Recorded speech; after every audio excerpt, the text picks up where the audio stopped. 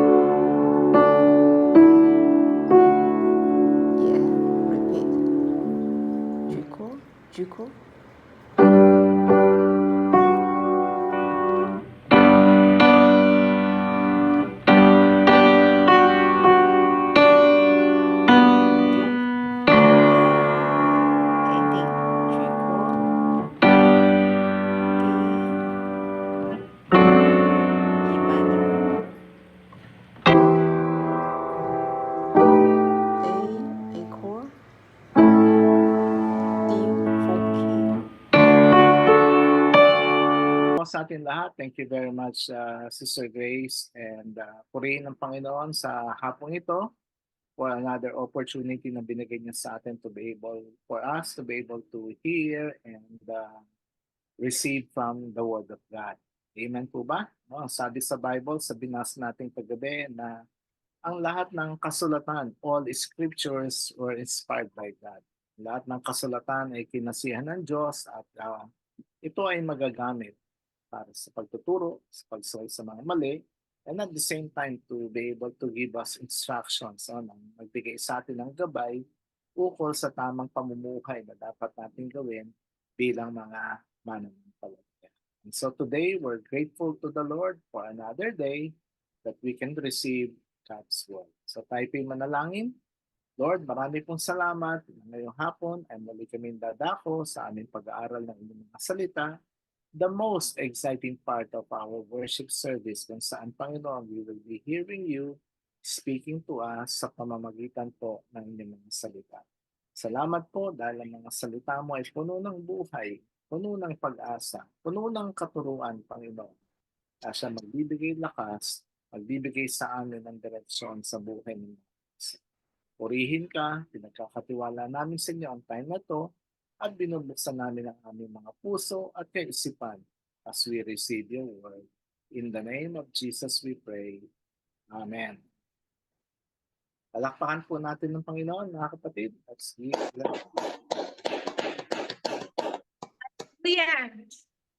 ng Panginoon. So, tayo po ay third Sunday na ngayon and we're also on the third week of our series ng ating tema. Ang tema natin for this month is about cross-checking.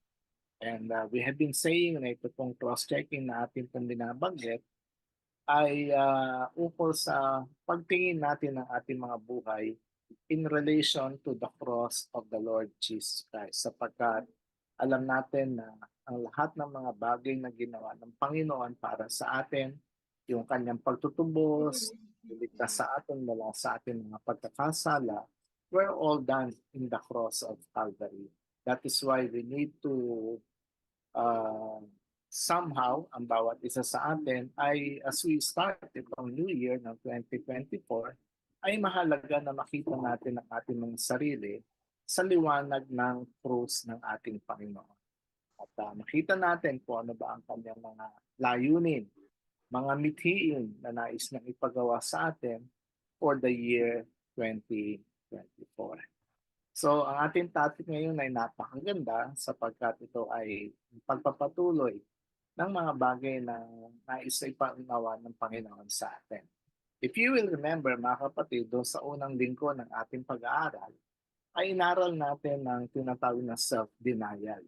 So, one of the things that God is requiring from us is that we deny ourselves. At ang sabi natin, ang self-denial is not necessarily yung kalimutan mo ang sarili mo. Kasi hindi naman yun ang gusto ni Lord na kalimutan mo yung sarili mo. But what God is saying to us in relation to denying ourselves that we have to put God first. No? Unahin natin ng Diyos sa lahat ng mga bagay sa ating buhay. Amen po ba? Sinasabi niya, yes, meron tayong mga personal ambition, meron tayong mga personal goals sa ating mga buhay. Subalit, dapat nating maunawaan na sa buhay nito, mahalagang maintindihan natin na ang layunin nito is for us to be able to worship God in our lives. Mahalin natin siya. Ang buhay natin dapat ay umiikot sa sentro ng naisin at kalooban ng Diyos para sa bawat isa sa atin. Nakita rin natin nung second Sunday, mga kapatid, last Sunday, na isa sa mga bagay din that we also have to understand is receiving or accepting the hard truths.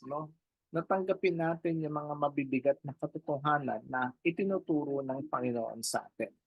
Nabanggit po natin nung isang linggo, di ba? That when the Lord Jesus Christ started His earthly ministry, napakarami mga taong sumusunod sa Kanya. In fact, iba-iba ang kanilang mga motibo o intention. Many of them followed Jesus because they wanted to see Jesus performing miracles, performing healing, and perhaps sila rin mismo, meron silang mga karamdaman that they wanted to receive from God through Jesus. And meron din naman mga tao, nakita po natin, na ang intention nila of following Jesus is to be able to receive food. Kasi siguro, wala silang sinaing sa bahay, walang nailuto, no? Walang pagkain, walang iluluto. Sumunod tayo, sumama tayo kay Jesus kasi sigurado magpapakain siya. Di ba? Sabalit, nung ang Panginoon ay nagbigay ng mabigat na katuruan sa kanila at nire-require that they submit themselves, no, dun sa pagtuturo ng Panginoon. Ang sabi po sa Bible sa John chapter 6 that many of His disciples left Him. Marami sa mga disipulo o mga alagad niya during that time, iniwanan po siya, no, because of the hard truth that He was teaching. Minsan sa buhay natin ganun. No? Pagka puro blessing, okay tayo. No? Prosperity, healing, salvation, no? Heaven, no? Okay tayo. Pero pagdating sa mga pagtuturong mabibigat na at hindi na natin kinakaya, there's that tendency na kalimutan natin o talikuran natin ang Panginoon. And we have learned last Sunday na ang palatandaan ng isang tunay na alagad ng Panginoon hindi nang iiwan sa kanila. Amen po ba? No? Hindi mo talikuran kahit anong bigat ng problema, kahit anong bigat ng hamon, kahit anong bigat ng suliranin na hinaharap sa buhay, hindi mo kakalimutan, hindi mo tatalikuran ang Diyos sa buhay. Amen po ba? In other words, mahalaga na ma-inculcate natin sa ating mga puso, sa ating mga kaisipan, yung kaisipang dapat tayo bilang mga mananampalataya, tayo ay manatiling tapat at matatag para sa ating Panginoon. So, yun po yung unang dalawang pinag-aralan natin. It's about our self-denial. It's about receiving or accepting the hard truths o yung mga tinuturo ng Panginoon sa atin. Ngayon pong hapon, maganda rin ang pag-aaralan natin and this can be found sa ating konteksto ngayon sa Matthew chapter 20 verses 20 to 28. Basahin po natin ito. Sabi po dito, lumapit kay Jesus ang asawa ni Zebedeo kasama ang dalawa niyang anak. Lumuhod siya sa harapan ni Jesus upang sabihin ang kanyang kahilingan. Verse 21, ano ang gusto mo? Ang tanong ni Jesus. Sumagot siya, kapag naghahari na po kayo, paupuin ninyo sa inyong tabi ang dalawa kong anak. Ayos tong nanay na to mga kapatid, di ba? No? May backer, no? Nilalakad niya yung mga anak niya. Ano sabi? Sabi ni Lord sa kanya, hindi niyo nalalaman ang inyong hinihingi. Ang sabi niya sa kanila, kaya ba ninyong tiisin ang hirap na ang hirap na malapit ko ng danasin? Opo, ang tugon nila. At sinabi ni Jesus, daranasin nga ninyo ang hirap na titiisin ko. Ngunit wala sa akin ng pagpapasya kung sino ang maupo sa aking kanan at sa aking kaliwa. Ang upuang ito para sa pinaglalaanan ng aking Ama. 24. Nang marinig ito ng 10 alagad. Ayan, nagkaroon ng tension. Nang marinig ito ng 10 alagad, nagalit sila sa magkapatid. Dahil dito, pinalapit ni Jesus ang kanyang mga alagad at sinabi sa kanila, alam niyo na ang mga pinuno ng mga hentil ay itinataas ang kanilang sarili bilang mga Panginoon sa kanila. At ang kagustuhan ng mga nasa kapangyarihan ang siyang nasusunod. 26, hindi ganyan dapat ang umiiral sa inyo. Sa halip, kung nais nyo maging dakila, dapat kayong maging lingkod sa iba. At kung sino man sa inyo nagnanais maging una, ay dapat maging alipin ninyo, sapagkat maging ang anak ng tao ay naparito, hindi upang paglingkuran, kundi upang maglingkod, alay ang kanyang buhay sa ikatutubos ng marami. Mga kapatid, kung naintindihan ninyo yung binabasa natin, parang this is more of a self-explanatory event, no, na nangyari. Minsan, habang siguro sila ay namamahinga, merong isang nanay, no? Ang nanay ni James, ni Santiago, at ni Juan.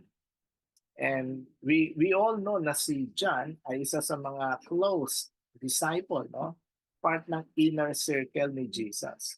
But then, yung kanyang ina, no, sa kabila ng kanyang estado ng pagiging malapit kay Jesus, inilalakad pa rin siya ng kanyang nanay. Ano po ang gusto ng nanay?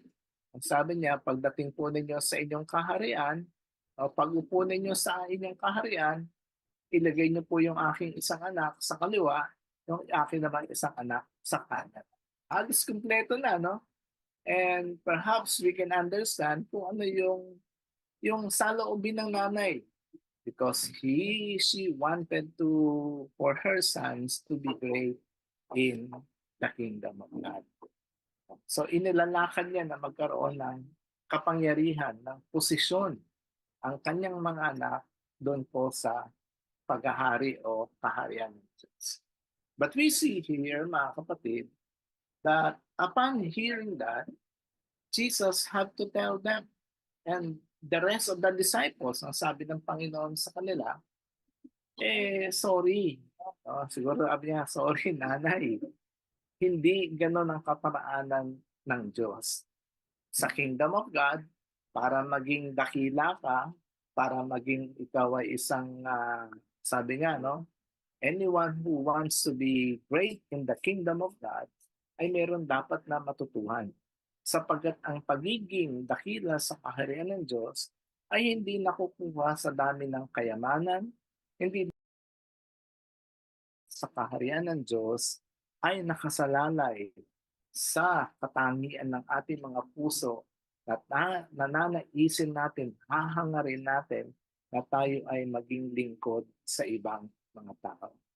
In other words, as far as the kingdom of God is concerned, mga kapatid, hindi ho papasa dito ang mga mayaman. Hindi ho papasa dito yung mga may kapangyarihan. Hindi ho papasa dito yung ginagamit ang kanilang pwersa, ang kanilang reputasyon at connection just to be able to get a seat, no, a position in the kingdom of God. Because as far as God's principle is concerned, ang kanyang panuntunan sa pagiging dakila sa kaharian ng Diyos ay yung ating kakayahan, yung ating willingness to be able to serve others. Kaya mga kapatid, naintindihan po ba natin na tayo ay magiging dakila lamang sa kaharian ng Diyos kapag nagkaroon tayo ng hangarin, nagkaroon tayo ng willingness na tayo ay maglingkod sa ibang mga. So ano ba ang daan patungo sa pagiging dakila? Somehow, lahat tayo siguro, no, in general, people wanted to be popular. People in general, they wanted to be famous. Gusto nila maging sikat, gusto nila magkaroon ng power, magkaroon ng kapangyarihan. Gusto nila magkamal na maraming kayamanan. In fact, ganyan nga nakikita natin sa mga politiko, di ba? Sa ilan sa mga government leaders natin, because of their desire o yung kanilang greediness for power, for money, ginagawa nilang lahat just to be able to win in an election. Pero sabi ni Lord, hey, sa kaharian ko, hindi ganyan ang panuntunan. No? Sabi nga, lahat ng bagay sa daigdig na ito, mga kapatid, lilipas. Kahit gaano karami, milyon, bilyon ang pera natin sa daigdig, kahit na gaano, kahit umabot ng 100 ng ating sasakyan, ng ating mga kabuhayan, or even properties, pagdating ng araw na kunin tayo ni Lord, hindi natin madadala ang mga bagay nito. At doon na yung magiging sulitan, no? Doon na yung pagsusulit kung tayo ba ay magiging dakila sa kaharian. So bilang mga Kristiyano today, bilang mga simpleng mananampalataya, ang tanong is that how we would be able to achieve the path papaano ba natin matatahak ang landasin patungo sa pagiging dakila sa kaharian ng Diyos? I'm sure, siguro sabi ng iba, Pastor, kahit na hindi na ako maging dakila, okay lang, basta nasa langit na ako. Di ba? Pero meron ding reward si Lord na binibigay. No? Meron din siyang konsuelo na ipagkakalob sa atin. No? The moment that we took, no, na ating daanan yung landasin patungo sa pagiging dakila. Ano ang mga bagay na dapat natin gawin? Tayo mga Kristiyano today, tayong mga tao ngayon na nabubuhay at tumatanggap ng salita ng Panginoon. Unang bagay that we have to do is to be able to surrender our ambition. Sa verse 21 to 22, sabi po dito, upang tayo ay maging dakila o somehow makarating tayo dun sa maabot natin yung panuntunan ng Diyos, yung prinsipyo ng kaharian ng Diyos. Dapat daw po ay isurrender natin o isuko natin ang ating mga personal na mga ambisyon. Sa verse 21 to 22, ang sabi rito ni Lord, ano ang gusto mo? Tinanong niya yung nanay ni Juan at ni Santiago. Sumagot siya, kapag naghahari na po kayo, ito ang pangarap niya sa kanyang mga anak. Itabihin po ninyo o paupuin po ninyo sa inyong tabi ang dalawa kong anak. Ang isa sa kanan, ang isa sa kaliwa. Oh, yun ang kanyang ambisyon para sa kanyang mga anak. Hindi ko alam kung aware dito si James at si John, but somehow, perhaps, they have this idea na ito yung gusto mangyari ng nanay nila for them. Ito yung ambisyon, ito yung pangarap ng nanay niya para sa kanila. Pero ang sabi ng Panginoon sa kanila in verse 22, no, He referred to them ninyo. Hindi niya sabi na hindi mo nalalaman ang hinihingi. Sabi niya, hindi ninyo, no? It implies na kausap ni Jesus, hindi lang yung nanay, kundi yung dalawang anak. Sabi niya, hindi ninyo nalalaman ang inyong hinihingi. Ang tugon ni Jesus sa kanila, ayaw ba ninyong tiisin ang papalapit, no? Na sabi ng Panginoon sa kanila, kaya niyo bang tiisin ang hirap na malapit ko ng danasin? Mga kapatid, na makikita natin dito, no? Siguro yung nanay ni James at ni John, somehow, she's also a follower. No? Tagasunod din siya ni Jesus. Pero meron siyang mga ambisyon, meron siyang hangarin na gusto niya mangyari sa dalawa niyang anak. Sa totoo lang po, hindi naman masama magkaroon tayo ng ambisyon. Hindi naman masama magkaroon tayo ng mga pangarap sa buhay. But then, we have to remember, mga kapatid, na ang pangarap o anumang ambisyon na dapat meron tayo sa ating mga buhay, isipin natin na ang mga pangarap at ambisyon na ito ay hindi para sa ating pansariling popularidad, not for us to be popular, not for us to become famous, but we have to see na ang mga pangarap at ambisyon na meron tayo sa mga buhay ay mga pangarap na magsusulong ng kaharian ng Diyos, mga pangarap na magagawa natin upang ipaglingkod natin sa mga tao. That is why Jesus made it clear to them. Sabi ni Jesus sa kanila, kung akala niyo pag-upo sa kanan sa kaliwa, ibig sabihin magandang posisyon, no? It speaks of convenience and comfort. Hindi. Sabi ni Lord sa kanila, ang pagsunod sa akin ay hindi isang madaling buhay. At ang pagsunod sa akin ay hindi maaaring hilingin, hindi maaaring makuha, hindi maaaring bilhin. Sapagkat ang sabi ng Panginoon, for us to be great in the kingdom of God, we have to surrender to Him. May mga gusto tayo mangyari sa buhay natin. May mga pangarap tayo, may mga ambisyon tayo. Siguro, kailangan anumang ambisyon o pangarap na meron sa ating mga puso, we have to surrender it to the Lord and tell Him, Lord, kung ano yung kalooban at nais mo sa buhay ko, yun ang magaganap at hindi yung aking naisip.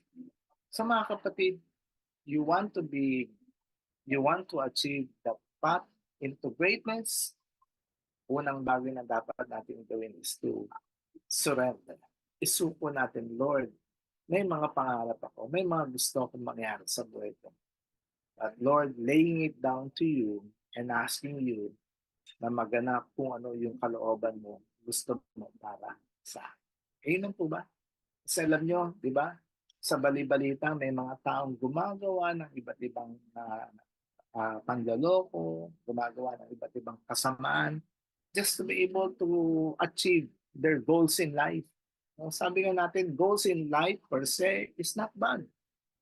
Pero kung ito naman ay ikasisira ng buhay ng ibang mga tao, kung ito naman ay ikasisira ng relasyon o ugnayan natin sa Panginoon, mas mabuti pang isuko natin ito. Amen po ba? So, we have to surrender our ambition. Secondly, not only our ambition, but we also have to surrender our power. No? Sabi sa mga networking, where pa? No? Power. Alam niyo ba na tayo pong mga individuals, no, in one way or the other, we have this power. Kung sabihin mo, hindi pa so, hindi naman ako ganito, hindi naman ako mataas, wala naman ako mataas sa katangkulan, wala naman akong pera, hindi no. Somehow all of us, no, in one way or the other, we all have this power.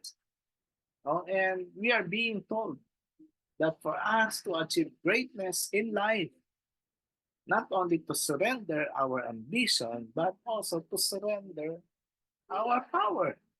Tignan po ninyo sa 25 and 26. Diba, narinig ni Jesus. Narinig ng mga alagad, ng ibang alagad yung sinasabi ng nanay nitong dalawang disciple. Nagalit sila doon sa dalawa. Tignan nyo, no, noon pa lang meron ng crisis, meron ng tampuhan, meron ng hindi pagkakaintindihan. Kasi sino nga ba naman ang hindi magagalit, no, na nilalakad, no, may backer. No, nilalakad ng nanay yung dalawang anak niya. 12 silang apostles during that time. Sabi dito sa 25, pinalapit ni Jesus sa kanyang mga alagad at sinabi, alam nyo na ang pinuno ng mga hingpil, itinataas ang kanilang, sabi po dito ay itinataas ang kanilang sarili bilang mga Panginoon sa kanila at ang kagustuhan nila ng mga nasa kapangyarihan ang siyang nasusunod. Alam nyo, tama naman, that is actually what is happening, di ba? Normally, yung mga tao nasa impluensya, those people who are in power, those people who has money, those people who has influences, they love to be served by people. Gusto nila yung sineserban sila, pinaglilingkuran sila, gusto nila sinusunod sila ng mga tao. No? Yan yung isa natural, yan yung sa mundo. Pero sabi ni Lord sa kanila, in contrast to that, on the contrary, iba ang kaharian ng Diyos. Kasi kung gusto mong maging dakila sa pagkaharian ng Diyos, dapat surrender mo. Hindi lang yung pangarap mo, kundi yung power na meron sa atin. Sabi niya sa 26, hindi ganyan ang dapat umiral. Kasi naintindihan ni Lord na yung 10, kaya sila nagalit. Somehow, in one way or the other, gusto rin nila na magkaroon sila ng posisyon. Alam niyo ba, minsan kahit 12 sila, no, they wanted to be more closer to Jesus siguro. Meron sa kanila naiinggit kay Peter, kay James, kay John, no? Meron sa kanila naiinggit sa mga isa't isa, no? And that speaks of power, no? Kasi gusto nilang meron silang magawa, gusto nilang meron silang marating.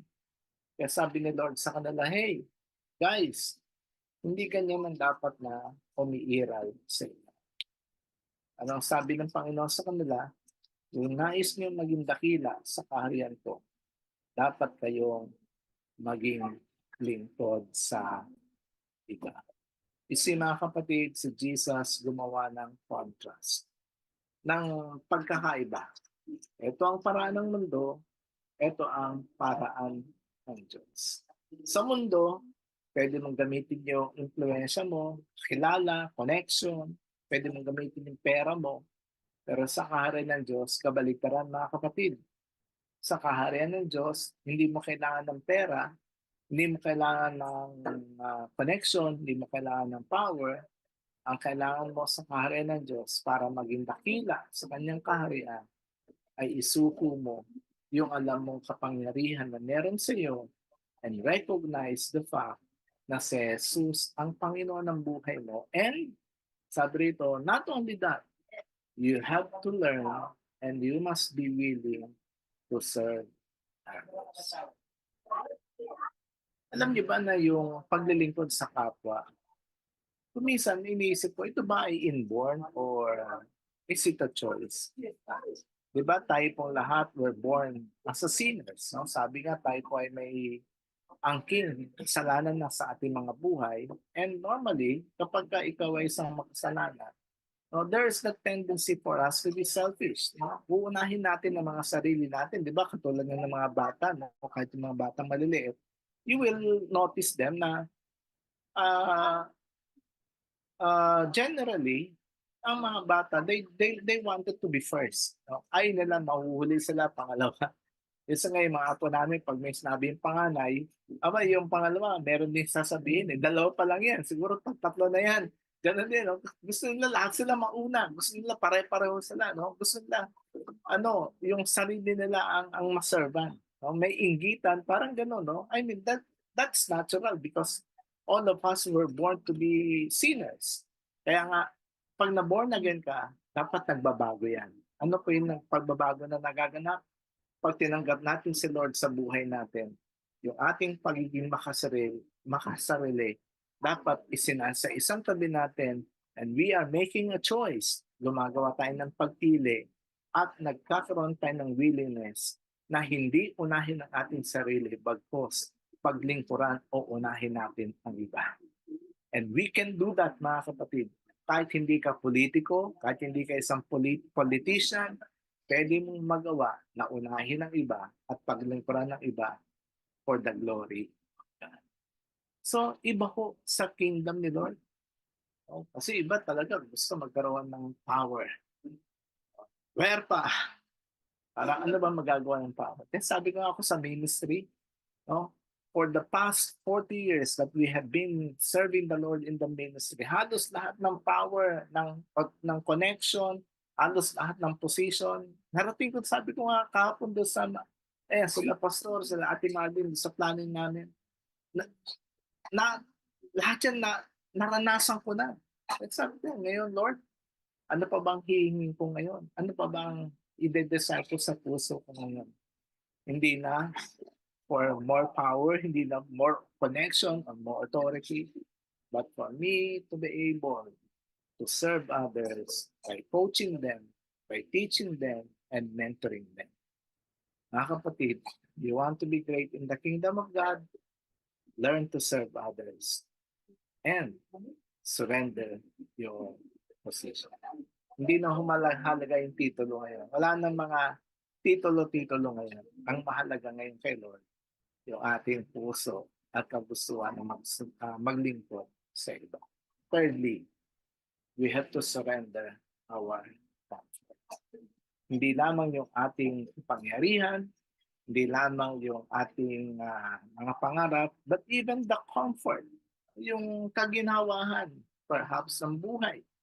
In verse 26 to 27, nasabi po rito, hindi ganyan ang dapat umiral sa inyo. Sa halip, kung nais na maging dakila, dapat kayo maging lingkod sa iba. Alam nyo, kasi kuminsan, di ba, yung paglilingkod, hindi ho ito, hindi siya comfort. Because you have to do something for others. So, normally, pag leader tayo, o tayo ang pinuno, gusto natin that we are being served. Pero sa totoo, parang yun ang comfort natin. But Jesus is telling us, you want to be great in the kingdom of God, wag mong i-desire, wag mong i-enjoy na you are being served by others. But learn, sabi rito, iwanan mo yung comfort, talikuran mo yung comfort, and start serving others. Imbis na ikaw ang pinaglilingkuran, aralin natin, mga kapatid, na tayo naman ang maglingkod sa iba. Ibig kong sabihin, ang ating buhay bilang mga mananampalataya should be devoted should be committed in the life of service. Instead na tayo po, gusto natin, na-enjoy natin, oh, ang tao, we are being served by others, no? Aralin daw po natin, tayo ang maglingkod sa iba. Because our greatest example of service ay walang iba kung hindi ang ating Panginoon sa atin. So may challenge for us today na kapatid, no? Humanap tayo, no? Sa buong linggo ito na haharapin natin. Let's find some time looking for people na pwede natin mapaglingkuran, pwede natin mapa, mabahaginan ng pagmamahal ng ating Panginoon. Sapagkat, sabi dito nga sa Matthew chapter 20 verse 28, ang anak ng tao ay naparito hindi upang paglingkuran, kundi upang maglingkod at ialay ang kanyang buhay sa ikatutubos ng araw. Sikapin natin mga kapatid, as we reflect on the Word of God, it is important na i-apply natin ito. Huwag natin hanapin na tayo ang paglingkuran ng iba, but rather, sikapin natin, hanapin din ang pagkakataon that we would be able to serve others. And when we do that, I'm sure we will be able to advance the kingdom of God and we will be able to bring glory. Makakapagdala tayo ng kapurihan sa pangalan ng ating.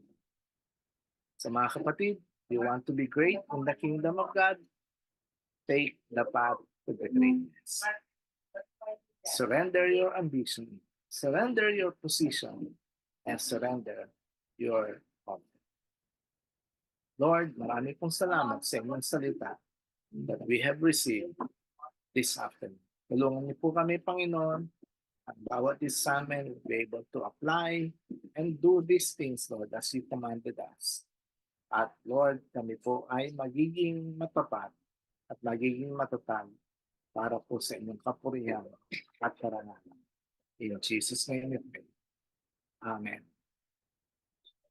Gandang hapon po. Palayan tayo ni Lord. Manatili tayong matatag at tapat para sa